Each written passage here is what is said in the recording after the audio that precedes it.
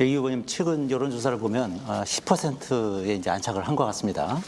근데 여전히 이제 3위에 머물고 있는데요. 1위인 이재명 후보하고는 30%포인트 이상 차이가 나고요. 김문수 후보하고는 20%포인트 이상 격차가 나는 상황입니다. 이제 대선까지 딱 8일 남았습니다. 여론조사 전문가들은 이제 막판에는 이 사표 심리가 작용하면서 거대 양당의 그 후보로 표 쏠림 현상이 심화될 것이다 이렇게 예견하기도 하는데요.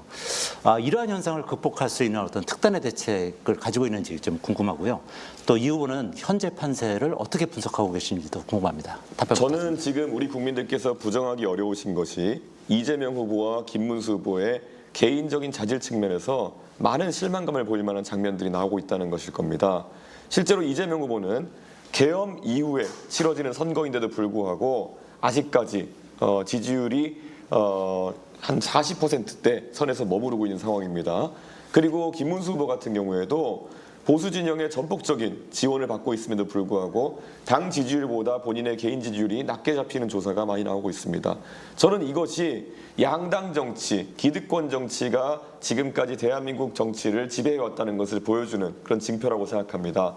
이번 선거에서 저희 개혁신당과 이준석의 지지율은 1%, 2% 선에 출발해서 지금 방금 말씀해 주신 것처럼 두 자릿수 지지율에 달하는 곳까지 올라오게 되었습니다. 비율로 따지면은 4배, 5배 성장했다고 볼 수도 있는 것입니다. 저는 이런 급격한 성장세라고 한다면은 충분히 대한민국 국민들께서 남아있는 기간 동안에 또 기적을 만들어줄 수 있다 이런 생각을 하고 있습니다.